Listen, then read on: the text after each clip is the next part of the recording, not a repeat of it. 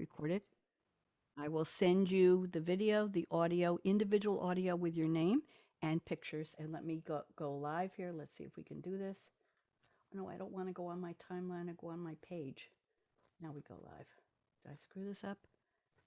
No, we're good. Okay. Everybody behave. All right. We got a long 30 seconds and we'll be live once you hear that music. Good. That should give me a chance to redirect. And yes, and now I can get rid of the captions. They're off and we're all good.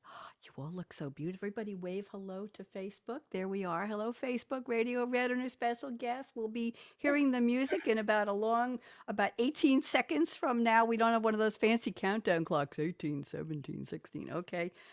Josh, are we ready?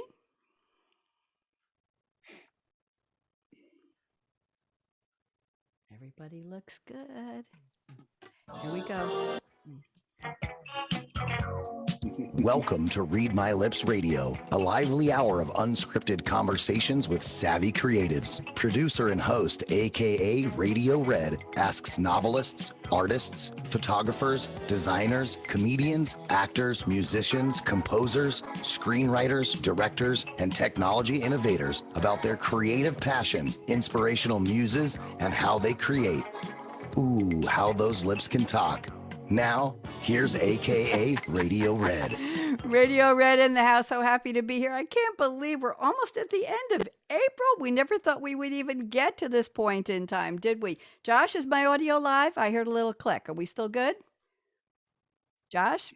Can everybody hear me? Okay, good. I heard a little pop there. Good. Okay, so this is my special show where I talk to creatives. I've got 3 wonderful creators with me today, as always. But before I introduce them, and everybody wave hello again to Facebook. There we are. They're my beautiful guests, my handsome and beautiful guests. And by the way, we are entering Taurus. We are in Taurus. We weren't in Taurus last week, but we are. But first, we have a little bit of homework to do here. I want my guests on the count of 3 to help me welcome. We're going to say on the count of 3, hello, L. Are you ready? You got to beat all the previous weeks because they were all really good.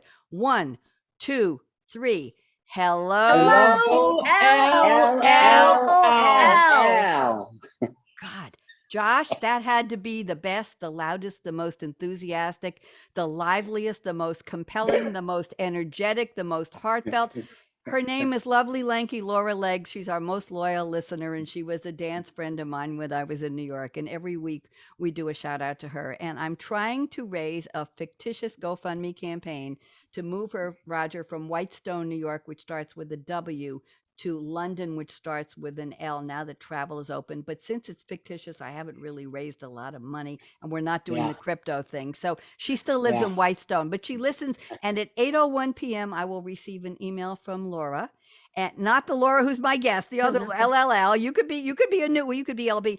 And she will tell me what she gleaned from each of you, what she took away. Wow. Oh yeah. Okay. She's loyal. So today is April 25th. What? I hope everybody had a good Passover. Just ended Saturday night. I did. I had decent matzah this year. Not my favorite. Couldn't get the egg matzah, but everything else worked fine. And matzah brai a couple of times and a little bit of red wine. And what can I tell you all? And I hope everybody had a nice Easter. I didn't see any hats, any baskets where I live. I'm in a 55 plus community. I don't know if anybody had their grandkids here, but mine certainly don't celebrate that. So what can I tell you? So here we are. And as I mentioned, it is Taurus, started on April 20th through May 20th. Any of my guests, Taurus? Anybody a Taurus?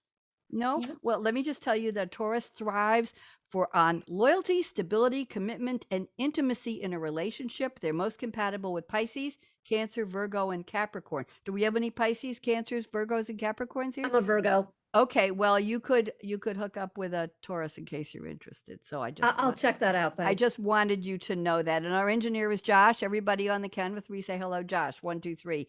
Hello, Josh. What a well-behaved group, I got to tell you, and very, very, very authentic. I love that word. Now, let me tell you who my guests are. You can wave your hand. I'm just going to give a one-sentence, one-liner to each of you so that everybody knows who you are. And then I'm going to have you each spend about 3 minutes giving us the real scoop of who you are. So Roger Smith, not the actor from 77 No, Sunset no. Strip. No, and I think he was Very few married. people know that. He was married. Oh yeah. Well, I'm dating And myself here. Margaret. And Margaret. That's right. Yeah, You let me you get got it. at the facts here. That's right. He and Cookie, lend me a come. Ed Burns was on the show. Yes, all kinds. Roscoe, somebody. Yes. Anyway, Roger Smith is the author, and Okay. I heard that the book just came out this week. It's Monday. We are so excited for you, Roger. You're going to send me a copy, and the book is The Most Unlikely Leader: An Unbelievable Journey from GED to CEO. So, Roger Smith, can't wait to hear the full Thank you. story. Thank you very much for being here.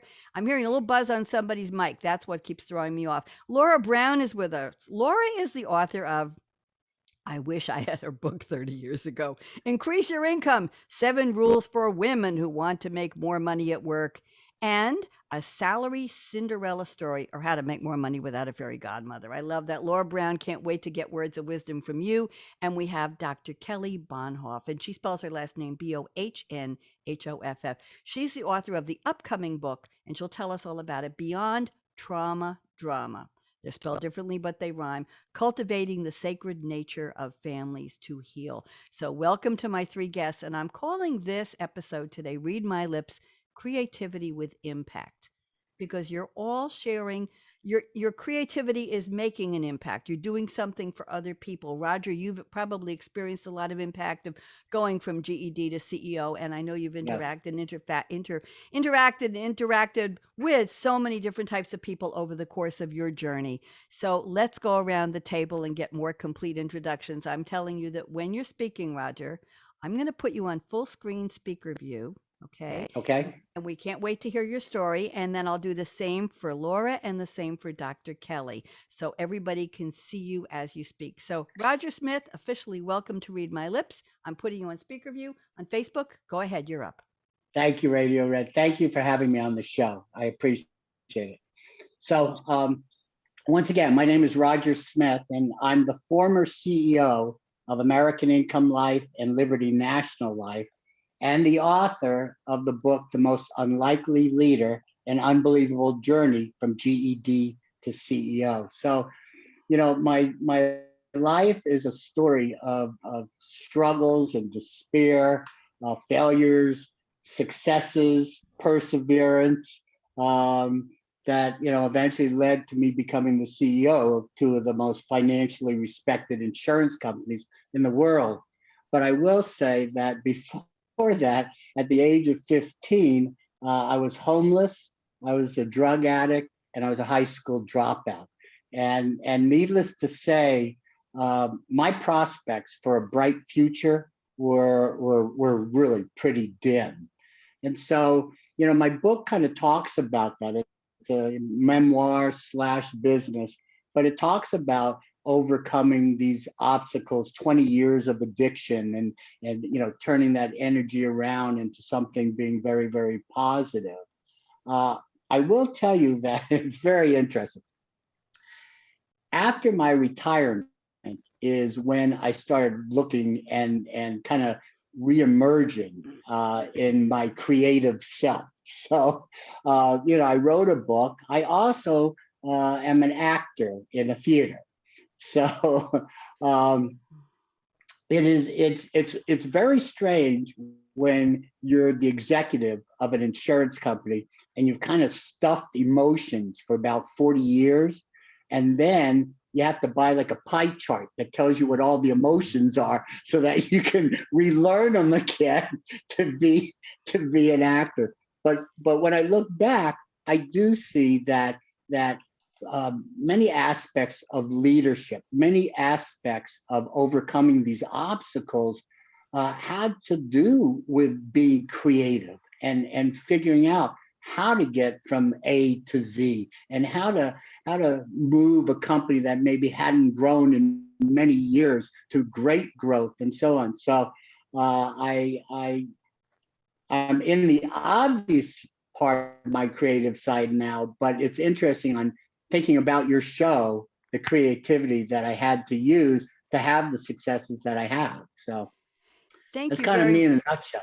Thank you, Roger. I appreciate that. And what I particularly appreciate is the fact that you've just expressed what I consider creativity for this show. And I tell people it's not, oh, I have Cheerios on Monday, Wednesdays, and Fridays, and on Thursdays I have cream of wheat for breakfast. I'm a creative breakfast. No, no, no. It's more than that. It's how are you having trouble with your earpods there, Roger, for a Uh, second? yeah, it just came out of one ear.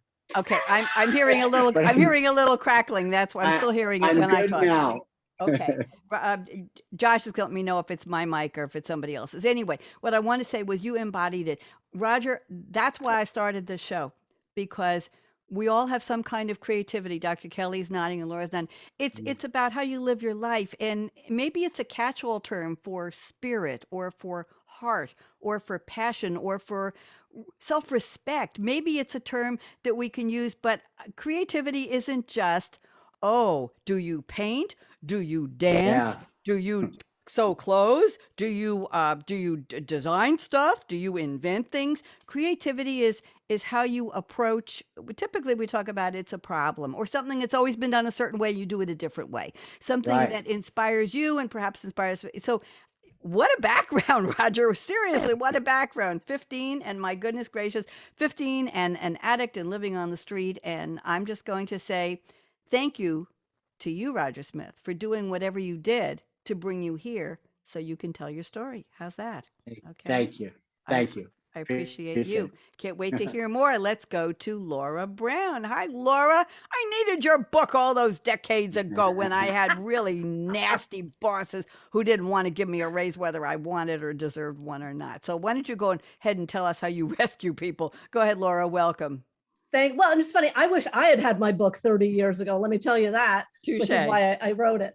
But I've got let me tell you about two big passions of mine. One of them is books. When I was a little kid, all I wanted to do was read books and go to the library. And I spent all my time there. And I wished I could be an author, but I thought, well, I will never be an author because I didn't know that that was possible. But fast forward a whole bunch of years later, I'm the author of 10 books, including a couple of books that I wrote with a co-author who, by the way, has a very different approach to creativity than I do. And so it's really fun to sort of work off her because I'm not just writing by myself.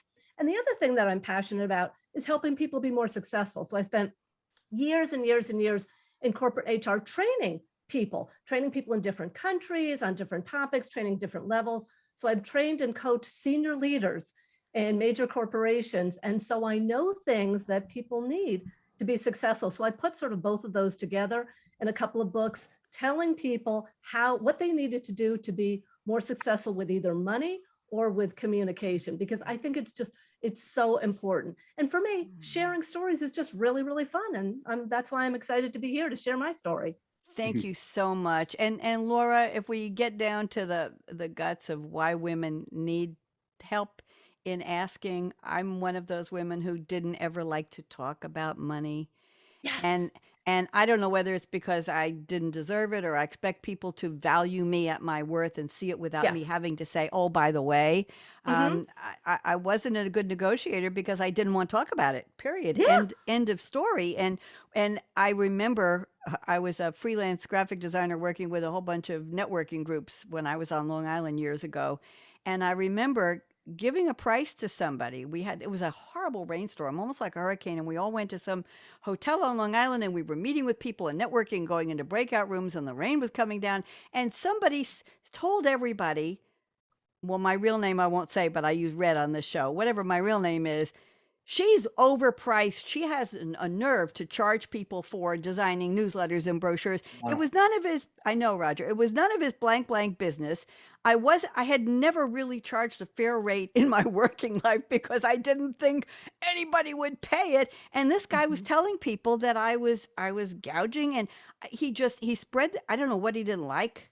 He didn't like something about me, but I was absolutely horrified. So pricing, the dollar value, and I will tell you all just briefly, years ago, I went to a singles dance many, many years ago, this great big mansion on Long Island. And, you go there. I don't know if you all know, you pay something like $12 and you get a buffet and you go from this room, the pool room, to the living room and the, 25 rooms, and you meet the same people coming out of all the rooms. And I see you at the other dance at the other. Yeah. And somebody said to me, what do you do? And I had just started broadcasting. And I said, I'm a radio broadcaster. Listen to this, Laura and Roger and Dr. Kelly. They said, do you make money doing it? And I said, no, I was just invited to be a bridge host on Friday nights for WGBB, the oldest AM station on Long Island. And they're giving me the airtime, and I'm doing them the favor of interviewing people and doing presentations and recording ads for them. It was a quid pro quo. They said, oh, you Yeah. couldn't be any good if you're not getting paid. Wow. So I was valued, and so I don't think I recovered that well. But when I had a chance to, anybody asked me that again, I said, "Oh, what do you like to do for a hobby?" And they said, "Well, I go bowling." I said, "Oh, do you get paid to go bowling?" No. "Oh, I play tennis." "Oh, did you get paid to go on the tennis court Saturday? Did you really?" "Oh, I go fishing." "Oh, really? Did anybody pay?" "No, I just went." "Oh," I said, "Well, I love talking to people and I love doing radio." And I said, "Oh." So I was being valued my integrity by whether I made it. He didn't ask me how much. Anyway, long story could go on forever, but it's painful, Laura. It is painful. And that's one of the things that I hear from women all the time. Well, they should know and they should pay me what I'm worth. Okay. Yes. So it's sort of like hoping that like your partner is going to read your mind that you want to go out to the movies that night. You know what? It doesn't work at home and it doesn't work at work. So you have really scary stories, but for most of us, it's just, no, you do. But for most of us, it's just sort of like really uncomfortable. And, Yep. and it's not nice to talk about money. And honest to goodness, the fact is, it is nice to talk about money, and we do need to talk about our value, even though it's not easy. Yes, thank you very much, Reality Check. Dr. Kelly Bonoff, so happy to have you here. You have an interesting story. I'm going to put you on full screen speaker view and have you share a little bit about your background with us. Welcome, Dr. Kelly. Thank you, Radio Red. It's a joy to be here. So I have spent the last 35 years as a registered nurse and trauma therapist with countless generations of traumatized families while navigating my own journey of abuse and trafficking in childhood. And as a little girl who was kind of wrapped up in the cyclone of early adulthood, I had three important things that drove my daily life. The first was to keep my siblings safe. The second was to keep my mother healthy. And the third was to keep my daddy super happy, not necessarily in that order, depending on what may have been going on. And so this book is really about what I have learned in my own life and in the honor I've had with all of these families over these years. And I also had a chance to co-found a nonprofit for those who have experienced violence and trafficking called Josephine's Clinic. And so working with those adults, I was able to finally answer the question, why are children being hurt by those who are meant to love them and keep them safe? And it was the question that drove and has driven my life up to this point. So right at the end of the pandemic, as an essential worker, I was still out there navigating my way in the world and sneaking in to see kids in foster care. Don't tell anybody. And just trying to make sure that, the children and the families didn't feel so alone and isolated. I came to that brick wall and I just could not recover. So I hit my own hard stop. And through that process, I was able to discover what it is that keeps these echoes of what I call echo of evolution and the merry-go-round of survival moving in families.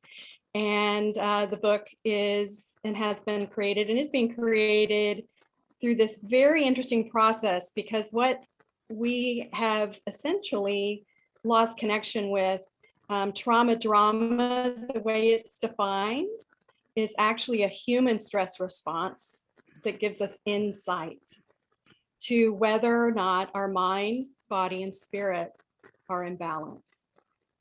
And so I lost touch with my sacred nature so young that I did not get my bearings until 2 years ago. And the journey of healing has opened up the doorway for this creativity. And I could not be more happy. It never occurred to me that I could feel joy. And, Roger, you mentioned learning the emotions, because we have to take those offline in order to survive. And when we do that really early in life, as an empath and a psychic, I could read everyone else's emotions. I just had no idea which ones were mine. So what a beautiful journey it's been for me to find my, what I call sacred nature and marry it to my human nature. And that's when my childlike wonder came online for the first time in this lifetime. Thank Wow. you. Wow. Very, very interesting. Very interesting. We're not talking about the trauma per se, and Roger, we're not talking about the addiction, but we're talking about you all as people Yeah. who find creativity in your life. And you just mentioned about emotions and finding your joy in your sacred place. Roger, you mentioned emotions. I have to tell you all, I've been taking some, anybody heard of Udemy, Udemy? They have classes online and they're very inexpensive for some reason, but I signed up for a couple of classes. One was 5 hours, one was 2.5 on voiceover training because I want to do more voiceover work. Yes. Yeah. And Roger, you're going to get a kick out of this. One of the instructors was, and it's like a lifetime. You know, you get to download it and play it over and over again. One of the instructors said, "Let's say you have a line of, you're going to love this boombox. Let's say that that's what an advertiser wants you to do. You're supposed to say it in 9 different emotions and see how it comes out." And then put yourself in the place of the person who would be the would-be buyer or audience member, what they're looking for. And then you see if you have a personal experience deep inside you that would resonate with what you think that person might feel when they use this product or hear about it. So I just want to rattle off the emotions because I made this list. The emotions, they call them intentions. I think you're all going to get a kick out of this. One is to destroy. You want this boom box? One is to cherish. I won't do them a cherish. One is to flirt. Oh, boom box. One is to smile. I love that boom box. One is to embrace. Oh, can't go anywhere without my boom box. That's also flirting. Calm Yeah. down. Boom box, boom box, boom box. And then excite. Let's all get a boom box. I'm sorry, that was hysterical. And another one is comfort. It's the boom box. That's really good. You like That's that? And there's one more, incredible. intimidate. It's the boom box. I've never done these 9 before, but Roger, when you mentioned the emotions and That is acting, so funny. you like that? So those I are like the, that. I have it on a sticky on my desk. And while you were talking, I try to use my resources well. I said, I have to do this for Roger. That So is so funny. thank you. Thank you for indulging me. I don't know if I'll do voiceovers, but I really loved, yes, I really love talking. So let's go on to Josh. My earbuds are plugged into the Focusrite box and we're fine. The crackling is gone. We're just having a little issue with crackling. So I've asked my 3 guests to send me a quote from a fictional character in a movie or a TV show or a song lyric that has absolutely nothing to do with creativity on the surface, literally, and they're going to explain in their own words how it has to do with their creativity. So Roger Smith has sent us a quote from a Brit played by James Coburn. What a powerful actor. The movie, The Magnificent Seven, 1960 American Western action film, an adaptation of the 1954 Japanese film Seven Samurai. That's right. Also, there was a remake in 2016. Brit is a quiet cowboy, as skilled with a knife as with a gun. He joins the 7 to further test his skills. He has a deep, smooth voice, courtesy of James Coburn, that oozes badassery. I love that. Here's the quote that Roger has selected. Nobody throws me my own guns and says run. Nobody. Did I do that okay, Roger? Yeah, he was a little smoother. Well, go ahead, do it then. Go ahead, do it. Do it. Nobody throws me my own gun and says run. Nobody. Okay, I like that. So tell us, how did you find us and how did you pick this? And what does this have to do with your creativity? So listen, this is a crazy story because I watched this movie, my goodness, 100 times.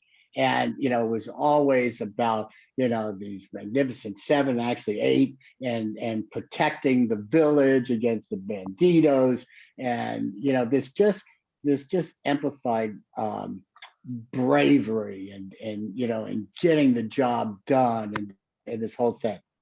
So here's where the creativity comes in. Right at that point, they pick up their guns. They've been kicked out of the village by the banditos. The guns have been thrown on the ground. They pick up their guns and they're going to make the decision as to whether they're going to go back into the village and fight these banditos, right? I actually I said, I've watched this 100 times. Somewhere when they picked up those guns, I heard the quote, "Let's ride." Not only did I hear this quote, I wrote a speech about it. I made it a mantra for the year of "Let's ride." We are all going to go in and we're going to conquer this goal and we're going to achieve it. Let's ride. Let's conquer this. Years later, I went back and looked. There is no such quote. Yul Brynner never said this. Nobody ever said this. But in my mind, I heard it, I saw it, and I ended up, like I said, writing a speech all about it. So. I love it. Thank you very much. As they say, if truth be told, right, Roger? Yeah. I hear quotes in TV shows and movies. Right now, would you believe I'm watching 24, which is about 15 years old. I'm halfway through day 5, and I will email myself a little quote from that or from any other show I'm watching, and I have a list of movie and TV quotes in case anybody ever asked me. Now, I was interviewed by 2 young men whose company, brand new company called Tiki, and it's My Tiki, MYTI. I said, "How did you name your company?" Talk about creativity. They said, "Well, it had nothing to do with anything other than we were on a beach in Hawaii and there was a tiki and our symbol is a pineapple." And I said, they said, it's as good as anything else. But they interviewed me and about me being an early woman in tech, my other persona. And their question, similar to on my business shows, I've started 50 radio series in the past 11 years, produced them, hosted them all. And most of my broadcasting is business for enterprises. But my shows all use send me a quote, fictional quote, movie or TV or song lyric, whether it's a business topic or not. So I love when you're talking about privacy or cybersecurity and people quote Jack Nicholson, Colonel Nathan Jessup in A Few Good Men. "You can't handle the truth." Perfect, right? Okay, so they use it for a business quote. So these young men said we were inspired by what you do on your shows. And so they asked their guests to send them song titles for different categories. So they asked me for one for love, one for hope, one for spring, and one for being a badass. And then they said, if you were running for president, and they didn't say of what would your campaign theme go? So for that one, I didn't think of anything until just today, and I emailed them. It's Simply Irresistible by Robert Palmer. I thought that's simply and everybody's wearing the red lipstick, the girls with the guitar and all that. But my songs for love was All You Need Is Love by the Beatles, and my song for spring is Happy by Pharrell Williams. But my song for badass was Patti LaBelle, New Attitude. From my head to my shoes, I got a new attitude. So that was and Mustang Sally also. Yes. Anyway, blah blah blah. Thank you very much. Let's go to Laura Brown's quote. Laura has picked a quote from Gazelle, voiced by the lovely Shakira.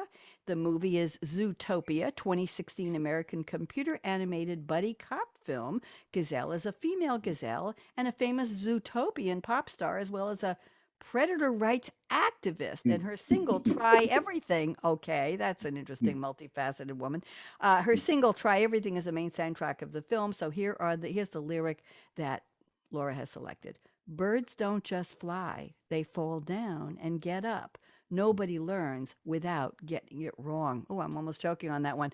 Laura, how lovely. Bring it down a notch from where we were with Roger's quote. Laura, what does this have to do with your creativity? Go ahead. Oh, well, first of all, if you haven't seen the movie, you have to see it. It is one of my absolute favorites. It is just really, really sweet and covers a lot. But to me, a lot of creativity is making mistakes. So, in my training classes, I tell people a lot of times, if you're not struggling, you're probably not learning. And so, before I started writing, I thought, I will sit down and I will, open my computer and I will write and the words will flow out. And that doesn't happen. Sometimes I write stuff that's not good. And I remember one book I wrote, a chapter and a half that I had to get rid of. Even though I liked it, it didn't help the story get past it. So to me, creativity, sometimes it flows, sometimes you struggle, and you have to go with the struggle and you have to be okay with that. So that's why I picked that quote. I love that. And you said you've written 10 books. Can you throw a couple of other titles at us? What are they? Yeah, go ahead. So one of my other favorite ones, it's all about communication. It's called Why Can't You Communicate Like Me? How Smart Women Get Results at Work. And then the other one, it's called, this is a Salary Cinderella story, but my co-author and I, who again is very creative in a different way, we wrote the second book to that, which is called A Single Cinderella Story, or how to find love without losing yourself. So we thought we would deal with dating and things like that. And we're now writing the next book, which is called A Sunny Cinderella Story. And it's about how to be happier, because goodness knows we need that today. We do. Isn't that interesting? And when you mentioned that you have a co-author and you have different styles, that Yeah. to me is a creative endeavor to be able to figure who does what. Do I do a chapter? You do a Yes. chapter. Do you write the opening of the chapter and she fills it in? Do you write half the Mhm. book and do you discuss it together along the way? Do you discuss it later? Do you say, oh, that's crap, let's start again, I'm throwing it out? Does she do that to you? I'm sorry. I've had people come on my show who are husband and wife who are writers, or people who are different parts of the world who want to write a chapter in the other, and they coordinate back and forth. But what's interesting is the process of co-writing. That fascinates me. Absolutely fascinates me. And there's got to be a creative approach, or a lot of compromise, perhaps. I don't know. Well, and we do. So when we wrote a nonfiction book, it was easy. It was very analytical. And when I write nonfiction, I'm very analytical. We will write 3 chapters on this and 1 chapter on this. But when we talked about writing the first fiction book, I talked about, okay, so we'll put together an outline. She said, yeah, that's not working for me. And I said, okay, what do you want to do? She's like, I'm just going to start writing and I'm going to see what happens. And I'm going to toss it to you. And then let's see what happens. Literally, we did not decide. We decided on the 3 main characters, but she would write a couple of pages and then say, your turn. And it would show up. And I'm like, I didn't know the main character had a brother. Well, that's great. And so it was fun.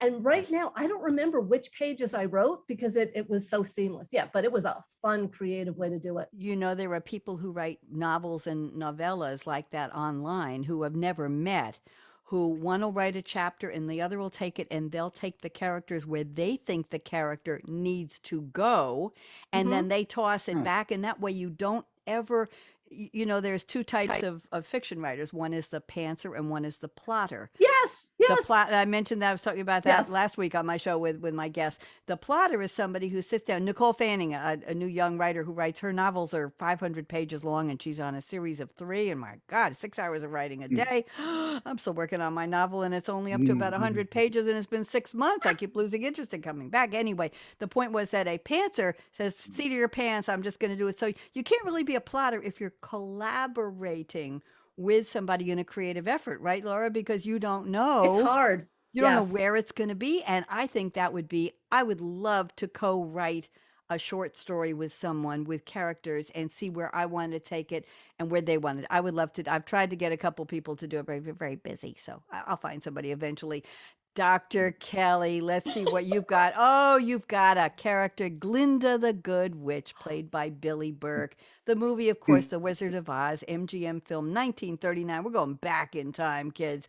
In the 1939 film of the version of The Wizard, Glinda is the Good Witch of the North, played by Billy Burke. She performs the functions, listen, of not only the novels Good Witch of the North and Good Witch of the South, but also the novels Queen of Field Mice, as the one who welcomes Dorothy to Oz, sends her off to see the wizard. I promise not to sing on my show, but sometimes it just slips out. And orchestrates her rescue from the deadly poppy field, in addition to revealing the secret to going back home. So Glinda was a very comprehensively talented witch, if you could think so. Yes, she did a lot. I hope they paid her a lot more than just one character, Laura, because she did the work of 5 characters in the movie. So here is the quote.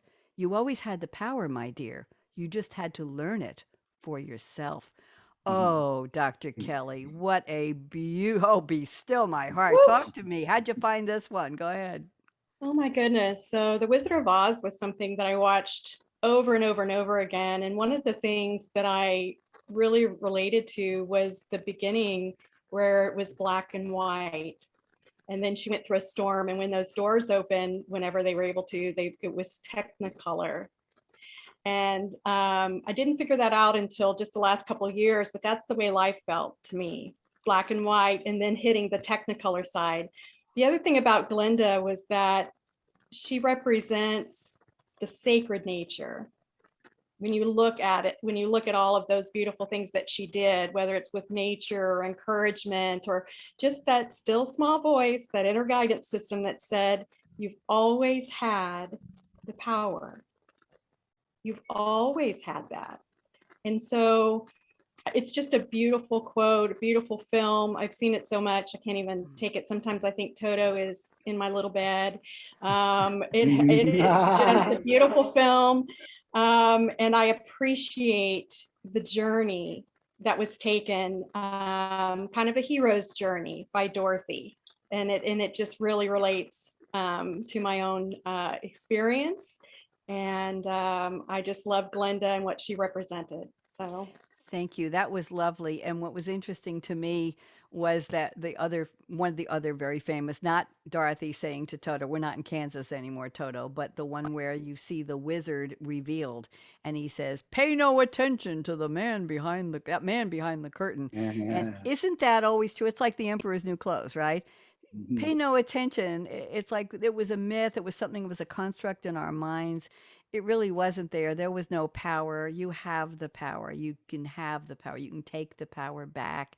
And Laura, women, anybody has really had the power if they knew how to do it, if they had the confidence to say, "I deserve a raise." Well, okay, you can go to the door now, you're out. But anyway, the point is that we still have the power to ask, but we didn't always know that we had that power or how to use it. And Dr. Kelly, we had the power to bring ourselves back into wherever we thought we needed to be, but sometimes we didn't take it or we didn't know how to use it. And Roger, you found the power to go from a life with no or very negative, dim, dark prospects to do what you've done and what you've achieved and be able to sit here and talk to us about it with a great deal of pride and confidence. I Yeah. see that in you. Yeah, love it. You're exuding that. So thank you, all three of you. Thank you. Oh, thank you. Let's do some famous birthdays for today. I have some people I think you all know, most of them. Ella Fitzgerald. I don't usually do people who've passed away, but it was Ella Fitzgerald. She was born in 1917. Actually, that's my mom's year. My mom lived to 100 years, 1 month, and 15 days and passed away in my arms, in her own bed, in her own apartment. Didn't have an aide, she lived alone, played the piano, Wow. played bridge and mahjong, went and got her hair done, had her nails done, had friends, made her own breakfast, just wanted to be, gave up driving at 98, but at 100, yeah, she was taking cabs and buses a little bit. I took her most places. So Ella Fitzgerald, and my mom and I started a TV show called Senior Moments, The Happy Ones, and my mom was my co-star. And she started when she was 83 and went all the way up to 100. And a couple of weeks before she passed away at her 100th birthday, we gave her a party on the show. But Wow. the theme song I picked for the show, I know, Laura, I still break up over it. The theme song was From This Moment On, sung by Ella Fitzgerald.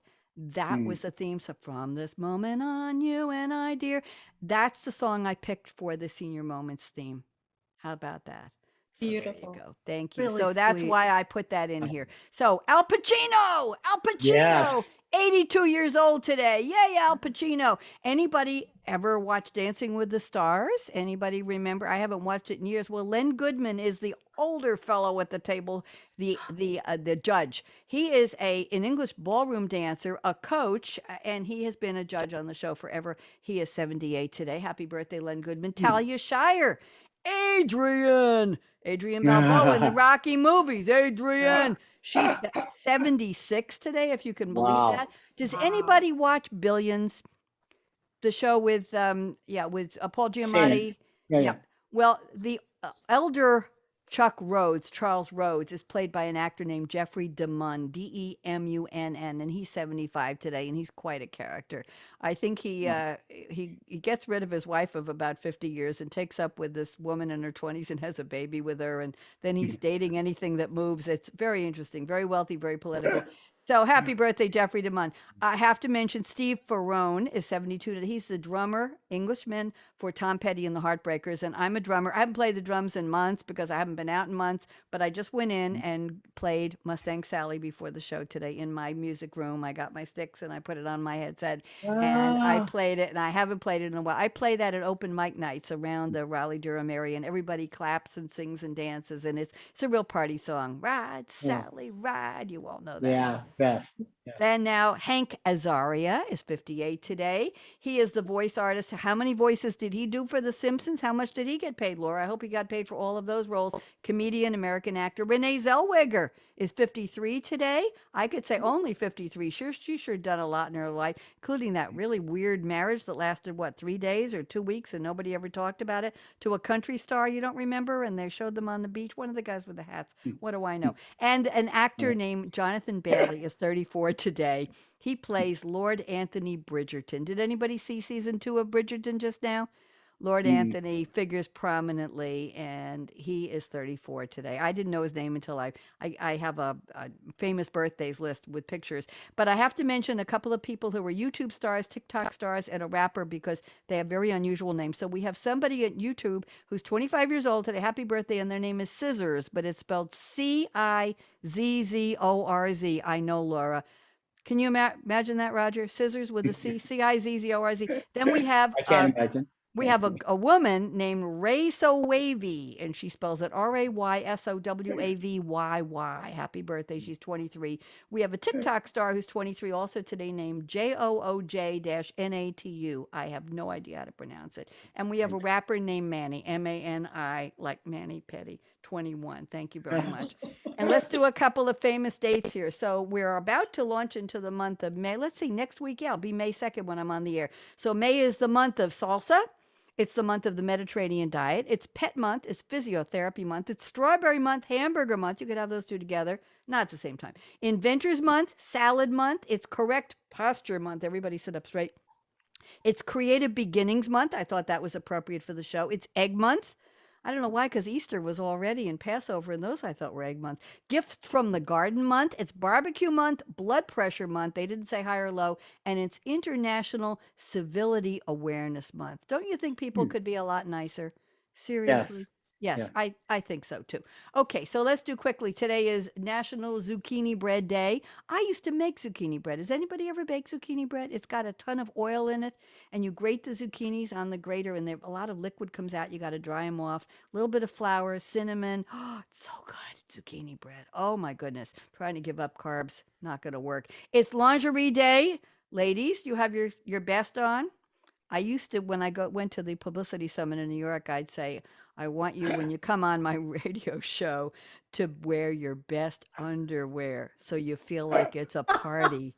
And when I was at the summit in New York in person, I would have women take their strap out and say, look, I'm wearing my favorite red, whatever, or black. And men would say, do you want to see what I'm wearing under my? I say, no, I don't. I really don't. I really don't. I would wear red high heels. They had me propped up on a stool for 3 hours. I couldn't even move. I was so stiff. Anyway, and I could say, I said, you have to see yourself smile in my red patent leather shoes. It's Hairstylist Appreciation Day. And Dr. Kelly and I know we appreciate hairstylists who understand color. Yes, we do. April 26th tomorrow is Audubon Day. It's all for the birds. It's Get Organized Day. It's National Help a Horse Day. Anybody have a horse they're going to help tomorrow? I don't know. Laura, it was No. just it was just one of those holidays. I had to put it in there. And it's National Pretzel Day. Don't help a horse get into pretzel. Okay, in the shape or the pretzel. It's Wednesday is April 27th, National Devil Dog Day. Now that's a celebration of Drake's cakes, as well as Marine Corps members were called devil dogs. Roger, did you know that? I did not know that. I did not know that either. It's National Prime Rib Day. It's Denim Day, and it's Babe Ruth Day, the Sultan of SWAT. Yes. Now, April 28th, Thursday, is Take Our Kids to Work Day. My grandchildren are too old for me to even take them to work. They take me to work now. It's National Superhero Day. Okay, quick around the table. Roger, if you could be any superhero, who would you be? We didn't rehearse this, but what do you think? No, but I would definitely have to be Superman. I thought so. I thought so. you're Yellow right cape there. with the big S. Laura Brown, what superhero would you be? Wonder Woman. Of course. Dr. Kelly, you could pick either one. You're allowed duplicates. So Dr. Kelly, what superhero would you be? I'm gonna have to go with Catwoman. Ooh, I want to be Catwoman too. I'm sorry. I'm not being Alter very ego. I'm not being very creative here. I'd come up with somebody there. Go. Yeah, I think, or maybe Wonder Woman. That could be cool. And it's also, let's see, it's also National Blueberry Pie Day, and it's Great Poetry Reading Day. Now, whether that means you're doing a great job of reading it, or you have to pick great poetry and read it, I didn't get that far. Friday is National Zipper Day. We don't have to talk about that. It's Shrimp Scampi Day. It's Peace Rose Day. I think Peace Rose is yellow. Is that or white? Peace, is it white? I'm not, I should have looked that up. It's also Hairball Awareness Day for cats. Let's not even go there. It's Arbor No. Day and it's International Dance Day. There you go on Friday. Saturday, April 30th, last day of April, only 30 days. National Raisin Day. It's Oatmeal Cookie Day. It's Bubble Tea Day. It's Bugs Bunny Day and Adopt a Shelter Pet Day. That's how we send April on its way. Sunday is National Mother Goose Day. All kinds of stories there. It's May Day, Maypole. It's Chocolate Parfait Day. I'll count me in on that one. And Lemonade Day. I'd get a tummy ache if I had chocolate parfait and washed it down with lemonade. What about you, Roger? That's too much, right? Yeah, I wouldn't do those together. Yeah, I got my Pepsid handy. I think I'd have to do that. It's also National Small Business Week and Teacher Appreciation Week starting on May Good. 1st. And Monday I'll be on the air, but the day will be mostly over. It's International Harry Potter Day. It's National Truffle Day, and I didn't read to see whether it was the chocolate truffles or the truffles that the dogs sniff out in the ground. It's Screen Free Week, not going to happen, and it's Children Book Week. So there. So now thank you for indulging me, guests. Now let's do quickly. We have about 11 minutes, plenty of time on the radio. I'm going to pick a statement from each of you about what creativity means to you. And I will read it. I'll read it for you. You don't have to guess which one it is. And let's see. I will. Oh, Roger, I like your statement number 3. Let me read it. And this alludes to something you mentioned earlier. You say, the obstacle of retirement brought out the creativity in me. Now I'm acting in a community theater. What was the impetus for that? Were you saying, oh my God, I'll have nothing to do, I'm going to be bored? Or what? How did that bring out creativity? So, this was an interesting thing. As CEO, it was very all encompassing. I never had really learned that balanced life. And so all of a sudden, I had to figure out how to get all these different parts out of life. And I used to give a lot of speeches and I used to get a lot of applause. And all of a sudden, there was no applause coming. It's not like I walked by my wife and she, applaud and stuff. So literally, it was a piece of the pie that I said, you know what, let me do this. Let me be creative. I wanted to make sure that, memory wise, that my mind was bright. And so I wanted to memorize scripts and so on. And yeah, and that was it. And said, let me do this. And that's what I've been doing, Do you have a favorite character? Are there any plays you're in that we would recognize, or a type of character you could tell us? I was in the perfect play because one of the plays I was doing was Glenn Ross, and it's like every one of those salespeople was every one of those salespeople I knew, and had worked with, trained. I mean, I had every prototype of those salespeople that worked in my company, so it was. Yeah, it was really interesting. And I do want to just touch on the base that I wanted to touch on that one line that talked about, in handling obstacles, about burning the bridges behind you, if I might, for one second. Yes, go ahead. What happens with us, and we see our dreams, and then there's an obstacle and it gets very tough, and we try a plan B or an escape hatch. And I've always said, people have said, don't ever burn the bridges behind you. And I've always said, burn the bridges behind you. Don't have an escape hatch. Don't go backwards, go forwards. And here's what happens. It is amazing how creative you get when the only path is forward and you're going to have to overcome that obstacle, whether you're going over it, around it, through it. It doesn't matter. Your earpiece just dropped out, Roger. Your left ear. We heard half of what you said. I want you to pick it up. That's okay. And finish what you said. Pop it in. So go ahead. Burn the bridges. Start again. Yeah. So just making sure that you have no path backwards and that your only path is forward. It's amazing how creative you get when your only path is forward, and you're going to find the ways to overcome the obstacles. Thank you. So That was I wanted to lovely. add that in. Yes, Yeah. I'm glad you did. And that was in some of your statements that we didn't get to read, but I'm glad you put those Yeah. together. Let's go to Laura. I'm going to go to statement number 1, although number 3 was interesting. I'll throw that in. There's a bad word in there that we don't use on my show, but we'll say it anyway. Laura's number 1 says creativity means imagining things that other people don't see yet. Now, a lot of people say this, Laura, but yet was a surprise to me. And Laura says it's her passion to help them see it. So don't see yet. Go ahead, Laura, tell us.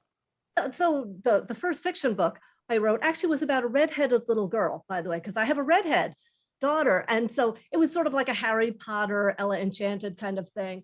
And I just had to make it all up. And so it was all about me seeing this. And even like just when I look around, when I meet people, when I see things going on, I'm always imagining a story.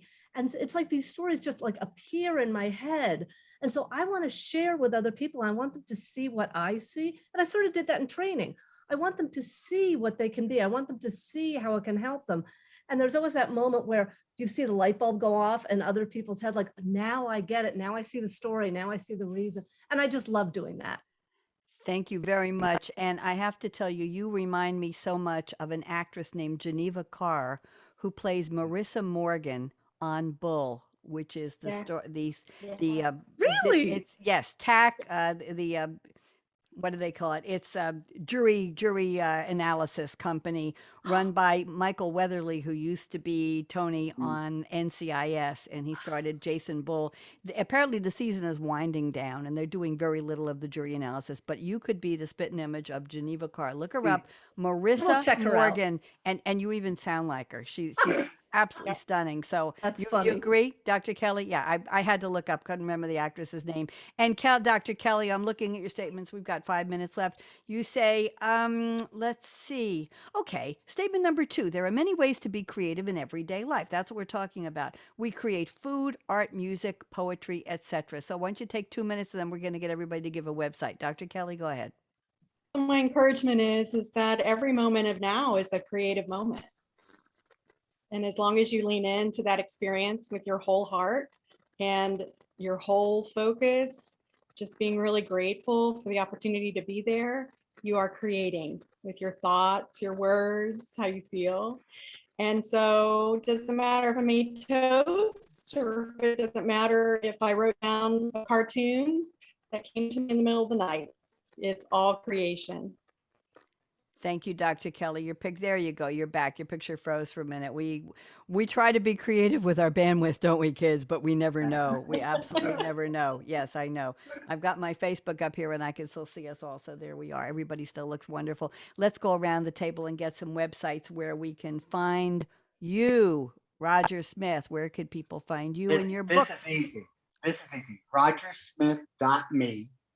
That's my landing page, and you can go on there. You can order through Amazon. That comes out the end of May, or you can order direct from the publisher right now. And it also has all my social media.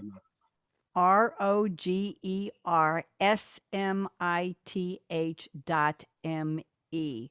If You I got got that wrong, I shouldn't be hosting the show. Yeah. Laura Brown with an E on the end of Brown. Do you remember Dr. Joy Brown? She was No. a psychologist with an extremely popular call-in show on a major New York City call-in network, a talk show how network. fun. Dr. Joy Brown, and I had my other persona had a TV show called Something to Talk. No, What's So Funny? And I took improv classes from some pretty high up improv people in Manhattan for years. And I invited some of my improv character actors to come out to my TV studio, and we put on costumes. We did plays like, we did all kinds of schemes and skits, and Roger, you would appreciate this. And Yeah. I did a parody of Dr. Joy Brown where I put on an apron and I opened up the joy of cooking, and I called it Finding Love with Dr. Joyous Green. I called her Dr. Joyous Green instead of Joy Brown. And I'd said we'd have one of my comedians or improv people, we put them in a little circle on the screen, and they'd say, Dr. Joy, my boyfriend doesn't pay attention to me anymore. And I'd say, well, honey, just open to page 354 in my cookbook, and we're just going to tell you what to do. You got to put spice in those hamburgers. You got to put a lot of spice. And your boyfriend, he's just going to have no choice but to pay attention to you, darling. And we did a whole sketch. I think I have it on 3/4. I used to edit the shows. We mastered to 3/4 inch tape, and I used to go into the control room and spend 5 hours putting together 30-minute shows from 3 hours of tape material by myself, linear. Here's 6 minutes. Here's 5 minutes. It was a blast. What a way to make TV. Dr. Kelly, we got your but Laura. Go no, ahead. you didn't get me. Go ahead. Okay. Where do we find you? So you can find my books on Amazon, A Salary Cinderella Story, or Increase Your Income. Something special for Red listeners, if you go to my website, careertipsforwomen.com. You go to courses, you can get, if you put Red in, you can get 20% off the courses on how to be more confident, how to get a raise at work, and how to get a better salary at a new job. So again, put Red in the coupon code. Careertipsforwomen.com. Thank you Yep. very much. I'm honored and flattered. Dr. Kelly, quickly, where can we find you? onesacredfamily.com, onesacredfamily.com. Thank you very much. Thank you to all of you. I have some closing messages. Don't go away when we're done. I'll tell you what your parting gifts are. So here's my closing. Thank you to Josh for being our engineer. And here we go. First set of closing. Life is short. Break the rules. Forgive quickly. Kiss slowly. Love truly. Love. Laugh uncontrollably. Everybody laugh. See how good that feels. And never regret anything that made you smile. Well, Roger, we might have a couple of caveats to that one, right? We'll go back. Okay, now here's the final closing. Work like you don't need the money. Even if you do, try to find some joy in what you're doing, please, because we don't want to see you miserable in your job because maybe we're buying something from you. Dance like nobody's watching, but they all watched when I was dancing on top of a table, teaching a class in disco in high heels on top of a Formica table in a high school cafeteria in Eugene, Oregon. Oh my God. Sing like nobody's listening. I hope nobody listened when I sang. Love like you've never been hurt, because we all have. Get over it. Let your heart rejuvenate. Let your heart learn to love again. Love yourself. Find love. It's there. Go out and smell a rose bush. Go see a bird. Find some kind of love. It's there. Money talks, chocolate sings. And I borrowed this line from somebody else. Last but not least, thank you for turning me on. Radio Red said, bye-bye, Voice America Empowerment. Josh, are we out? Josh? Nobody breathes until we get all clear. Thank you very much. Don't go away. I'm stopping by Facebook.